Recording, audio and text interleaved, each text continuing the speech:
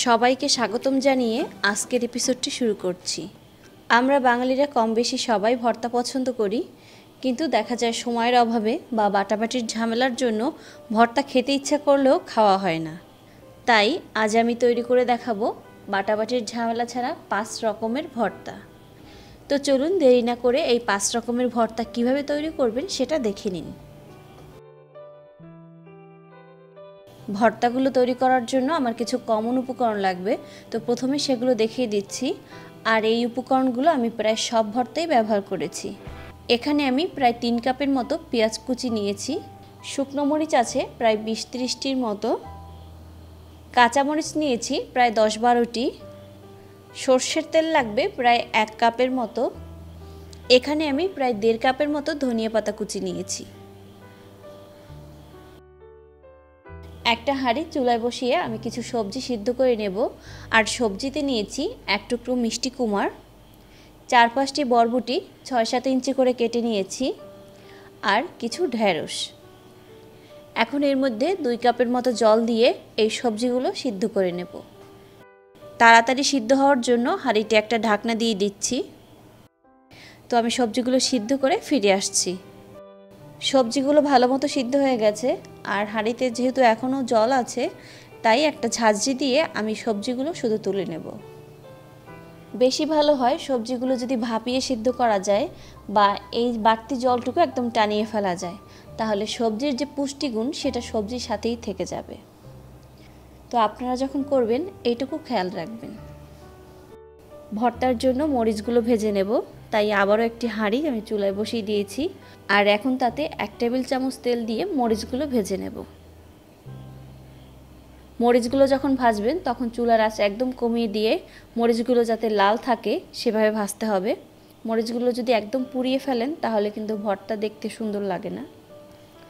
So আমার মরিচগুলো ভাজা হয়ে গেছে, এখন আমি প্যান থেকে মরিচগুলো তুলে নিচ্ছি। এখন এই প্যানের মধ্যে 1/3 কাপ সর্ষের তেল দিয়ে দেব। আর ওইদিকে আমি 2 টুকরো ইলিশ মাছ নিয়ে তাতে হলুদ, মরিচ এবং লবণ মাখিয়ে এই তেলের মধ্যে মাছ দুইটি ভেজে নেব। মাছের টুকরো দুইটি এপিট-ওপিট করে ভালো মতো ভেজে নিচ্ছি। মাছ ভাজার এই অবশিষ্ট তেলের মধ্যে আমি যে কিছু কাঁচামরিচ রেখেছিলাম সেগুলোও ভেজে নেব। কাঁচামরিচগুলো ভাজার সময় এগুলো ফুটে উঠতে পারে, তাই এটাকে ঢাকনা দিয়ে আমি ভেজে নিচ্ছি। এখানে আমি 1.5 কাপের মতো থানকুনি পাতা নিয়েছি, এগুলোর বোটা ফেলে তারপর পরিষ্কার করে রেখেছি। থানকুনি পাতা কিন্তু আমাদের সবার জন্য খুব উপকারী। থানকুনি পাতা আমাদের পেটের সব রকম সমস্যা দূর করে, আর এই পাতাটাকে যদি কাঁচা খাওয়া হয় তাহলে বেশি উপকার পাওয়া যায়। তো প্রথমে এই পাতাটাকে একটু কুচি করে নিতে হবে। পাতাটাকে ম্যাজিক দিয়ে কুচি করে ফেললাম। তো চলুন এখন ভর্তাটা তৈরি করি। এই কুচি করা পাতাটাকে পাশে সরিয়ে আমি অন্য একটি পাত্র নিয়ে নিয়েছি। তো প্রথমে দিয়ে দিচ্ছি 1.5 টেবিল চামচ পেঁয়াজ কুচি এবং সেই সাথে নিয়ে নেব 4-5টি ভাজা কাঁচামরিচ।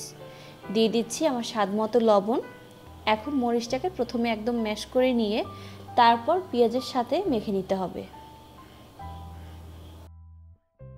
যখন পেঁয়াজটা নরম হয়ে যাবে তখন এর মধ্যে দিয়ে দিতে হবে এই কুচি করা থানকুনি পাতাগুলো।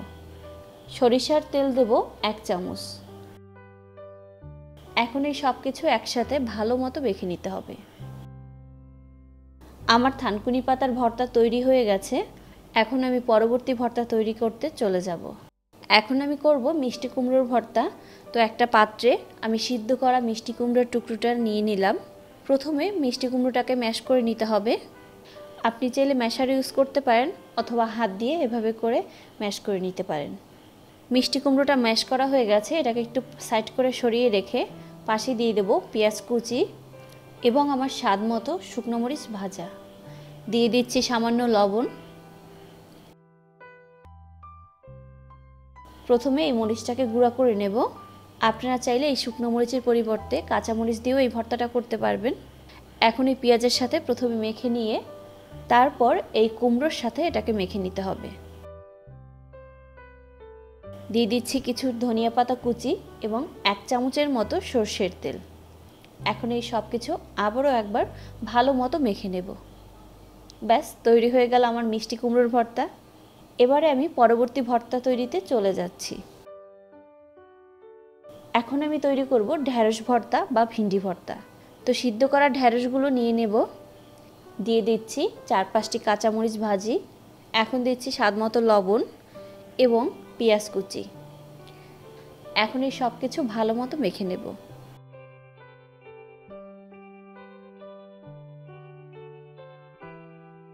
এখন দিয়ে দেব সামান্য একটু সর্ষের তেল। এই ভর্তাটা অনেকেরই ফেভারিট, আবার অনেকে একদম পছন্দ করে না। তো চলুন আমরা চতুর্থ ভর্তাটি তৈরিতে চলে যাচ্ছি। আমি আবারও একটি পাত্র নিয়ে নিয়েছি, এখন তাতে দিয়ে দেব সিদ্ধ করা বরবটিগুলো। আর এই বরবটিগুলোকে প্রথমে হাত দিয়ে একদম ভালো মতো ম্যাশ করে নিতে হবে। বরবটিগুলো ম্যাশ করার সময় হাতের মধ্যে বরবটির আঁশ বাজতে পারে, তো সেগুলো ফেলে দিতে হবে।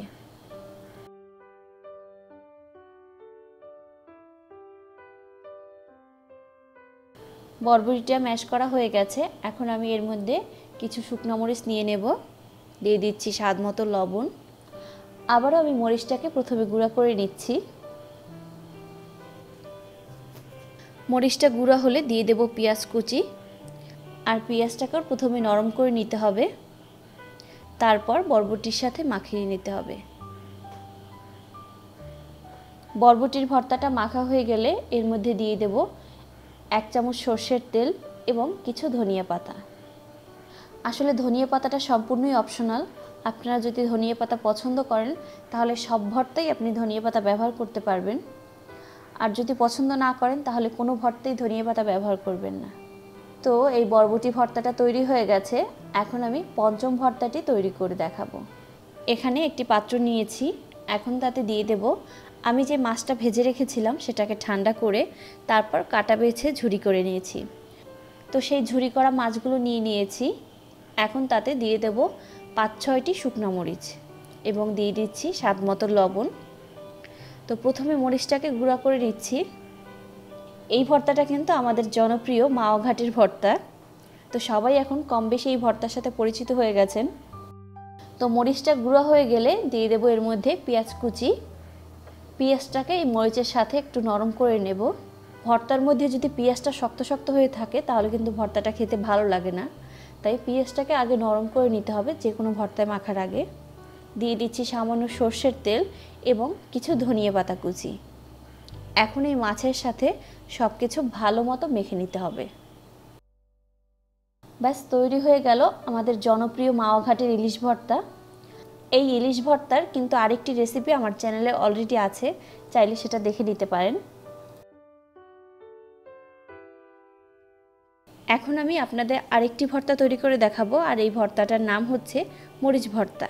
প্রায় সময় দেখা যায় রেস্টুরেন্টে খেতে গেলে ভুনা খিচুড়ি বা আলু ভর্তা ভাতের সাথে মরিচ ভর্তাটা ফ্রি দেয়, সেটার দাম রাখে না। তো তেমনি আজ আমার ওই 5টি ভর্তার সাথে এই মরিচ ভর্তাটা ফ্রি ট্রিট দিচ্ছি। পেঁয়াজ কুচি নিয়েছি 2 টেবিল চামচের মতো এবং শুকনো মরিচ নিয়েছি 8-10টির মতো, দিয়ে দিচ্ছি স্বাদমতো লবণ।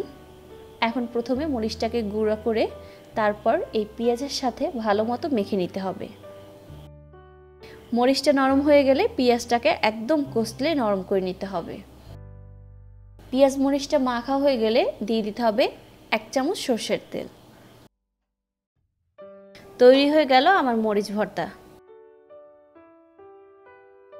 আমি সবগুলো ভর্তা একটা প্লেটে করে সাজিয়ে তারপর পরিবেশন করেছি। আপনারা পহেলা বৈশাখের দিনে এভাবে বাটাবাটির ঝামেলা ছাড়া 5-6 ধরনের ভর্তা তৈরি করে পরিবারের সবাইকে দিতে পারেন। এতে করে আপনার কষ্টও কম হবে আর পরিবারের সবাই খেয়েও খুব খুশি হবে।